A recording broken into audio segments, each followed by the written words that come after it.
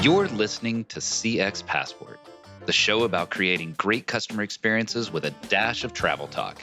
Each episode, we'll talk with our guest about great CX, travel, and just like the best journeys, explore new directions we never anticipated. I'm your host, Rick Denton. I believe the best meals are served outside and require a passport. Let's get going. Life brings you in touch with people having fascinating backgrounds. Today's guest, Erik Lautier, fits that bill for me. Erik and I know each other way back from our time at Duke University. Tar Heel fans, don't bail yet. I promise this will delight you too. In the career world, Erik truly is an expert in e-commerce, marketing, and digital strategy. But if I stopped there, you'd only know a small part about Erik. How many CMOs do you know that have written an opera, spent immeasurable time on stage, including touring with a major Disney production, and even an appearance in an episode of Law & Order? CX Passport isn't Law & Order yet, so I'm incredibly excited to have Erik as our guest today. Erik, welcome to CX Passport. Thanks, Rick. Thanks for having me. Glad to have you here for sure. So Erik, with your deep marketing experience, I know you spend a lot of time thinking about customer experience, but often those two worlds aren't woven together. How do you weave those worlds to create that great customer experience? So, I think they have to coexist, and for brands to get things right with the customer and with their marketing, they've got to bring those worlds very closely together.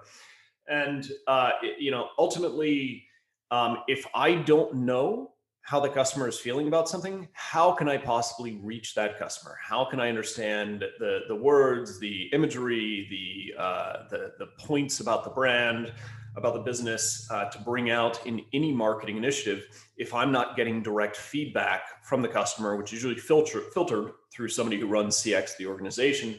So those things have to come together. Otherwise, you're flying blind as a marketer. Which I've got to imagine flying blind doesn't work too well for the marketing world. And so in that kind of vein, how do you know who the customer is? You're saying it's kind of fed through that CX team, but how does that give you that understanding of who a customer is and what the customer community looks like? Yeah, so certainly, the CX team plays a very important role in distilling down customer feedback and how they're feeling about various things and complaints and compliments, all that type of stuff, right? But of course, there are other ways to get insight on the customer that are not directly coming from the CX team. There's, really, I break it down into two different sections. There is sort of explicit customer feedback that we get where they are telling us stuff and we are asking them questions, and that can be done in the form of surveys. It can be done in the form of brand research, focus groups, all of those types of things. You can build insight groups and you can go out to them with questions and you can ask things, right? And so, of course, all of that information is extremely important and it helps build this picture of who your customer is. But there's also the implicit understanding of who the customer is, and that comes from really mining the data and understanding patterns of behavior. And if they buy X, are they more likely to buy Y or Z, for example? And if they are acquired in a particular category, are they more likely to move then to another category, stay within the same one, so on and so forth. There's a lot of things that you can see in the data in terms of all the visits, of course, you get to the site, conversion, AOV, all sorts of things, and what moves the needle and how do they respond. And if you change prices, does the AOV go up enough to offset what will likely be a drop in conversion? There's all sorts of data. I love that type of stuff. And, if you, as a marketer, can synthesize this implicit customer feedback, the explicit customer feedback, and then, of course, what you get from the CX team, you get a pretty good picture of who that customer ultimately is.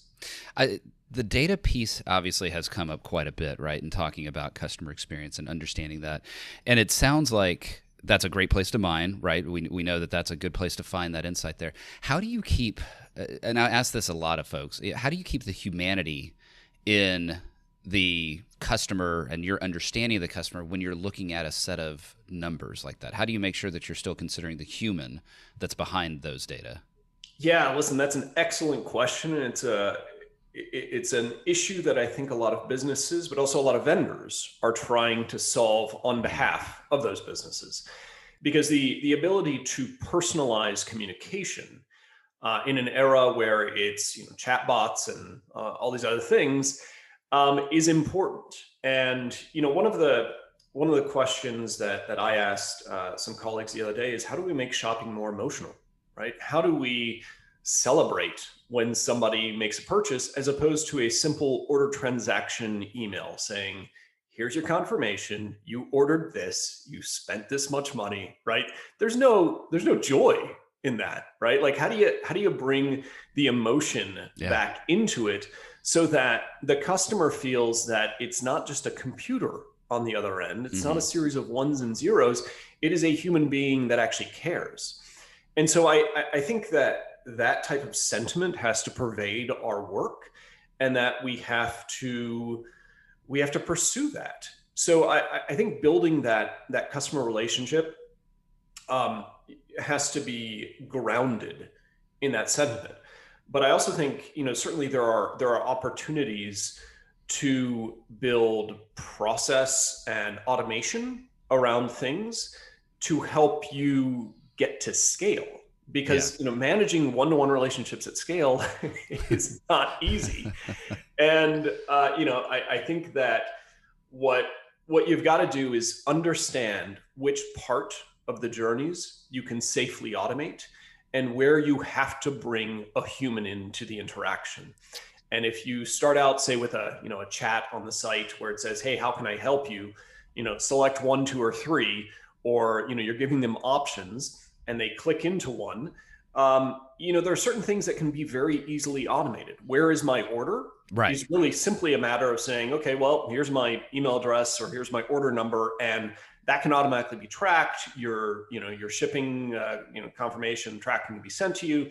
All of that can be easily presented. But if you have something that's a little bit more complicated, the option to speak to a human should be there. And of course, that human then has to pick up immediately, right? And so managing the flow of all of that is challenging, but I think that the brands that do it right are rewarded with a higher level of customer loyalty. Boy, that is great. And it's funny, I'm chuckling because there is a Twitter group that I'm a part of that is the CX question of the day. There's a hashtag CXQOTD.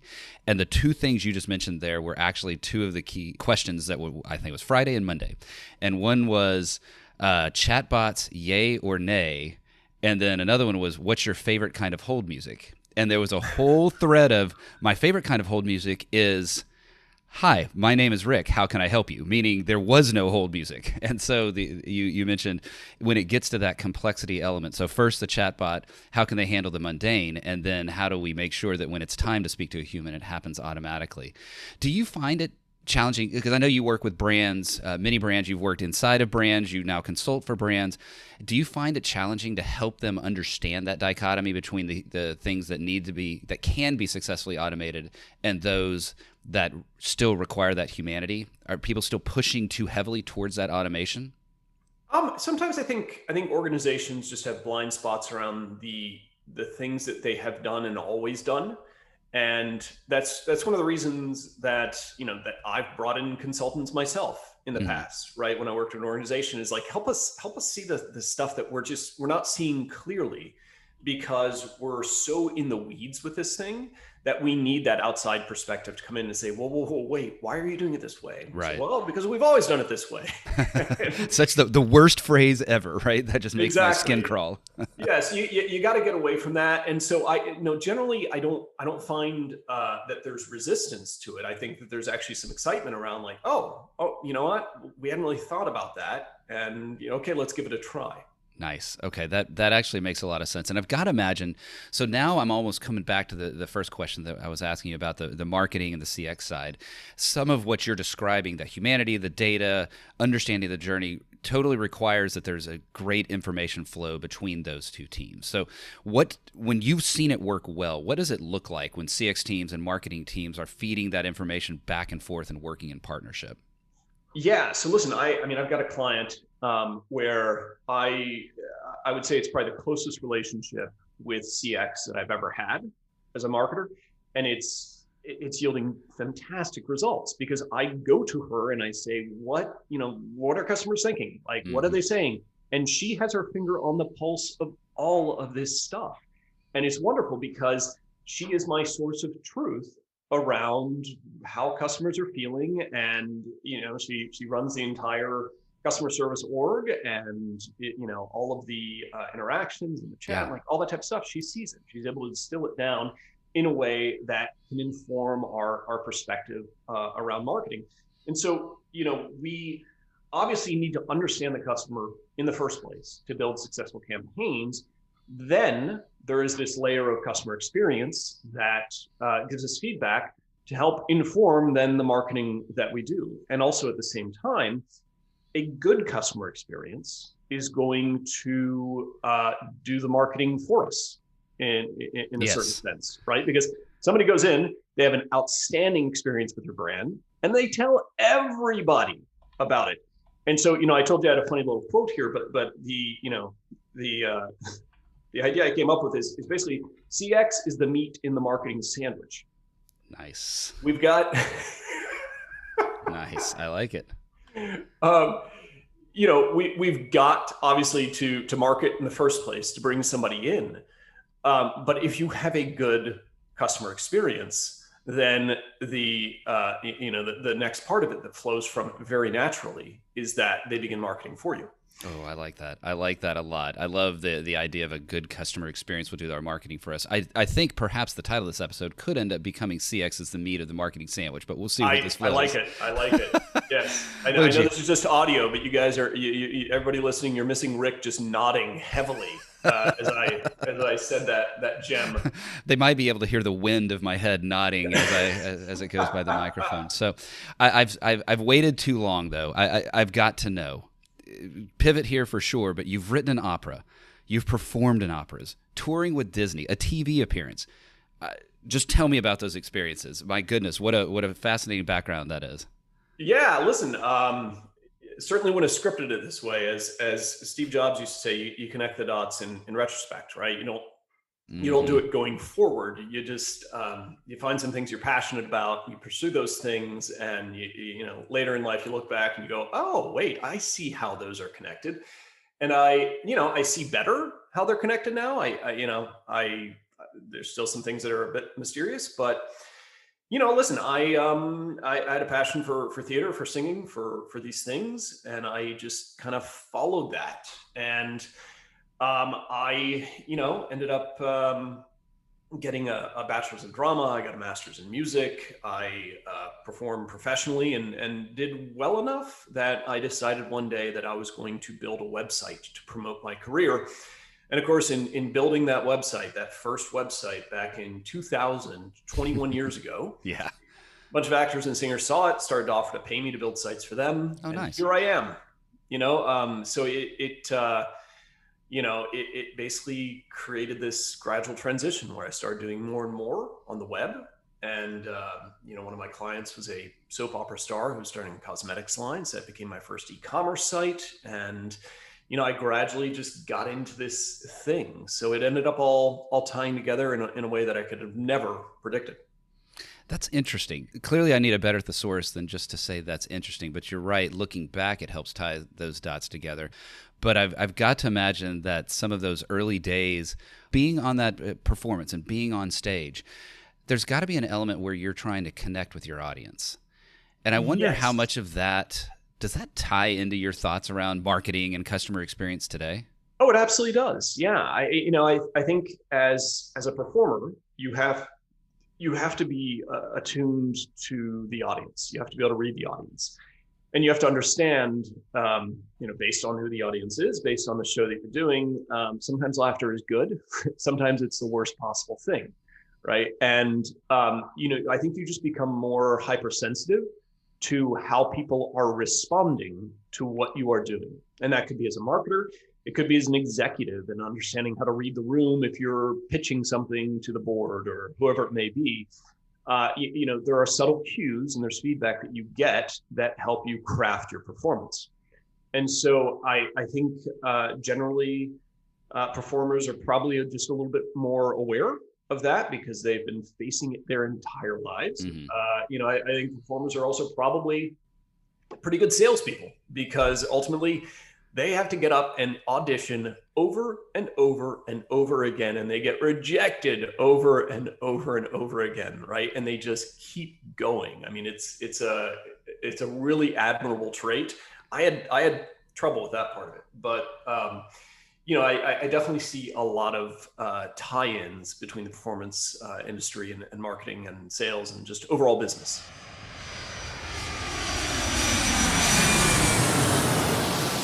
Erik, little change of pace here. Join me in the first class lounge. We'll move quickly here and hopefully have some fun. What is a dream travel location from your past? Okay, without question, it is Pangkil Island. That is Okay. Pangkil. Okay. So when I was in business school, I went to INSEAD, and I spent one of the terms in Singapore. And there was a little private island off the coast of Indonesia called Pangkil. And they would basically rent out the island for a weekend. And when you get enough MBA students together to pull in like $100 each or whatever it was, you can get the whole island. And Nice. So we all went, and it was just this paradise, right? I mean, it was kind of Robinson Crusoe-esque, but it was absolutely stunningly beautiful. We had a great time, lots of food, lots of beverages. It was, about as wonderful as I can imagine for a vacation. So that was sort of a dream location that someday I hope to revisit. Well, in that vein, what is a dream travel location that you've not been to yet? So you can't do Pangkil Island, but where would you want to go that you've not been to yet? So there's another island known as Iceland, which I'd like to make it to at some point. Very different, obviously, not tropical, but there's just a beauty to it. And you've got thermal baths, you've got diving in between glaciers and crystal clear waters, and just something that I've never experienced before. And for me, that's part of the excitement, is show me something new, show me something different, and that's, tying it back to career choices. That's been the excitement of being in the digital space, is the constant evolution means there's always something new. There's always something exciting. There's always something that I haven't seen before that keeps me engaged in it. And I think that probably mirrors my interest in different travel locations. Yeah, very nice. Iceland's on my list as well. There was the recent shots and scenes of the lava flows and the hikers and people getting right up pretty close to the lava flows, it seemed like. And it just reminded me how beautiful and how different Iceland is. And so absolutely, it's on my list as well. What is a favorite thing to eat? There are so many. Yeah, how do I course. choose? I've got a weakness for sushi, generally speaking, but there's in particular a little sushi dish, which is a hamachi, yellowtail, thin sliced with a very thin slice of, it could be jalapeno, or it could be another pepper. And I forget what kind of sauce they put on that thing, but it is absurd. And any sushi restaurant I go to that serves that, I order it, like, without question. So that's sort of my go-to. And of course, like, the entire thing, if you stacked up all those tiny little slices, it might be enough to fill a thimble, and it probably costs that much in gold. But it is, that's delicious. Boy, so you're not finding on your sushi buffet, but it definitely sounds fantastic. On the flip side, now, what is a thing your parents forced you to eat but you hated as a kid?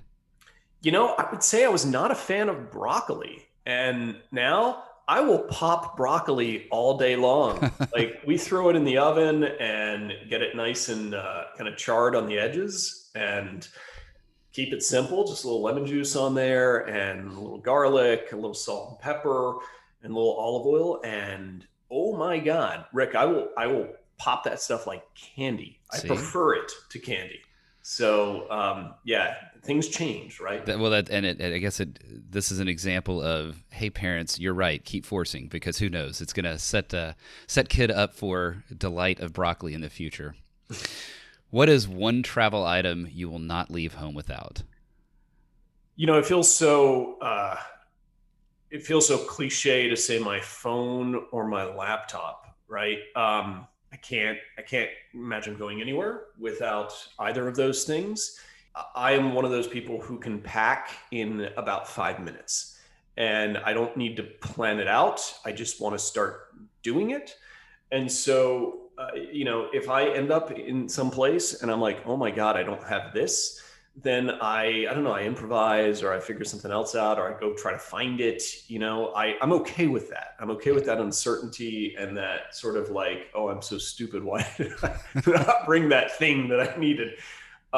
So yeah, I don't have anxiety around, oh no, I can't leave without this. I'm willing to just, roll the dice and see what happens.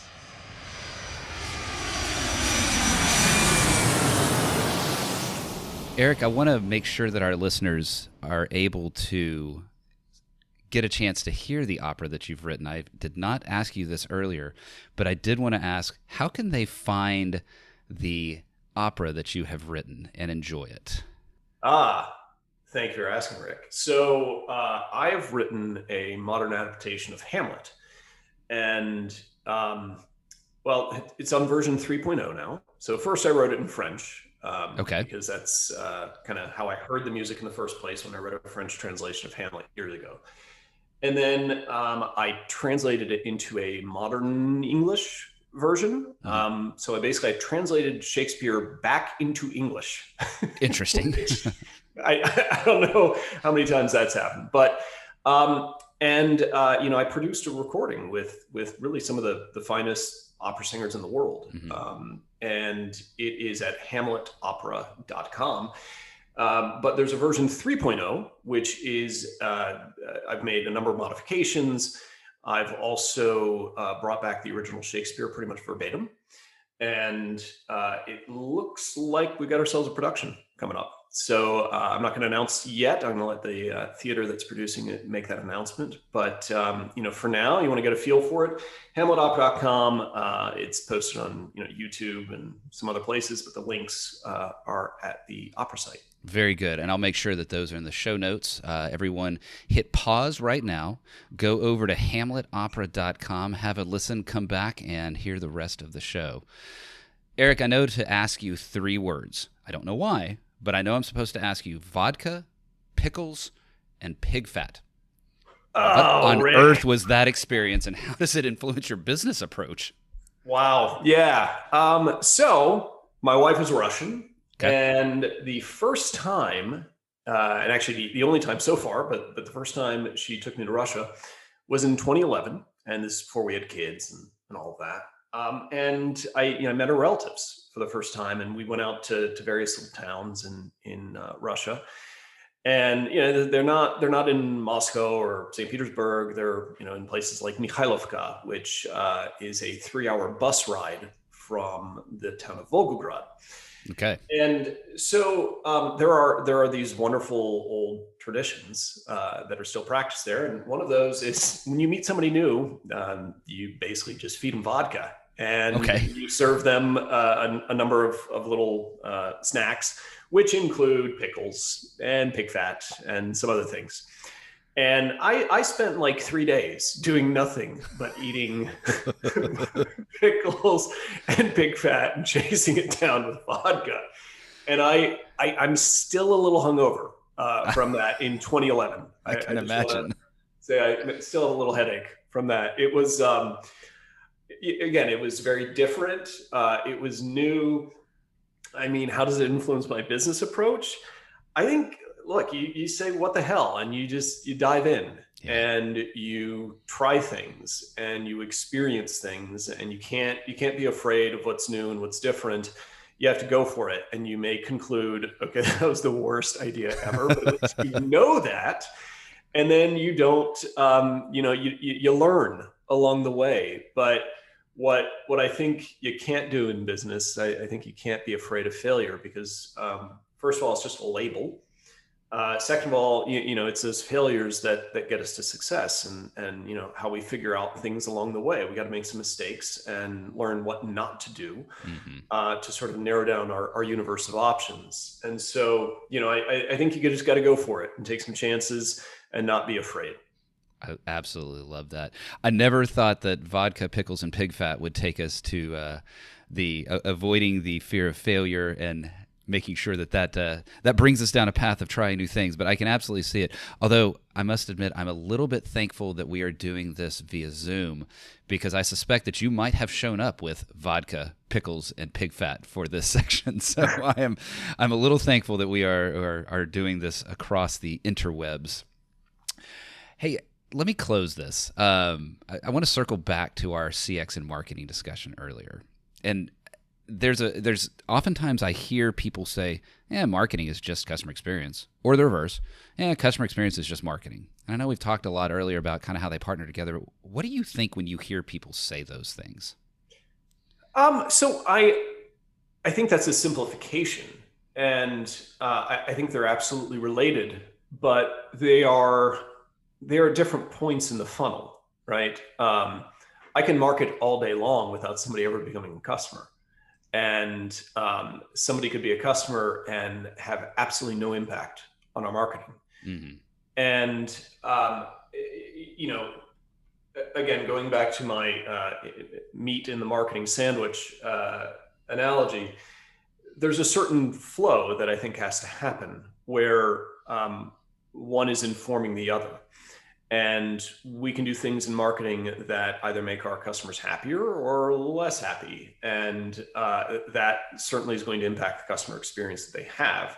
And it's going to impact the things that maybe we do in the store or online and so on and so forth. And so certainly marketing is feeding that customer experience. But then, of course, that customer experience is coming right back around, and it is feeding the marketing, because we are learning things through that interaction that make us better at what we do. Mm-hmm. And so, while I think they're inextricably linked, they're not the same thing, and they need to be recognized sort of in their own space.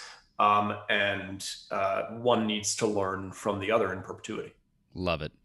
Definitely. I totally agree. And I can imagine that's why you and I are so aligned there, is I have that same feel that while they're similar, they're related, they're sisters and brothers, but they are not twins. And being able to bring those two worlds together is how you create an overall delightful experience for that customer. So, Erik, thank you so much. This has been, speaking of delight, such a delight to talk with you.